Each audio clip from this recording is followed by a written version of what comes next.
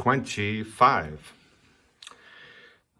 Two-thirds of the world's poorest people live in rural areas.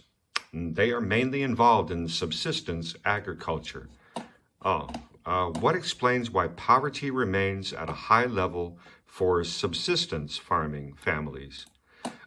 Subsistence farming is when you're only producing enough food for yourself, and maybe you produce enough food, subsistence, for yourself, and maybe enough to buy clothes or just the basic things you need.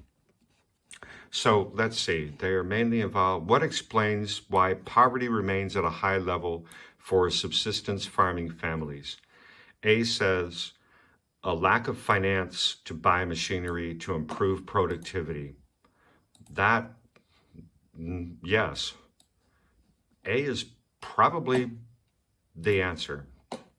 If they had more machinery, they could produce more. They would be more productive. But they can't borrow money. They have no collateral. B, low international prices for food due to overproduction. Well, they're talking about international prices for food, but they said that this is subsistence farming, and subsistence farming is just producing enough for your own needs. So the international price of food doesn't affect these subsistence farming families very much. And let's see, what explains the size of the families is too small to work the land? Oh gosh, I like that answer.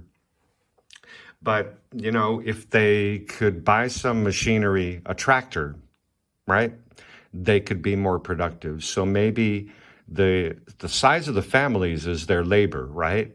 So maybe they don't need more labor, they need more capital. So I think C is tempting, but not the answer. And D, women are discouraged from doing agricultural work. Well,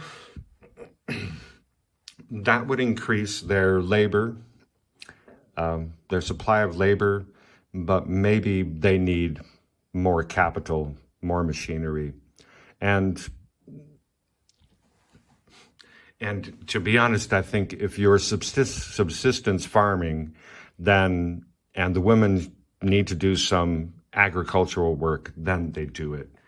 So A is the answer for 25. For question 26, let's see. Oh, this is a repeat, but I read the last part of the question first. Which action by the multinational company will not lead to an improvement in the standard of living of local people?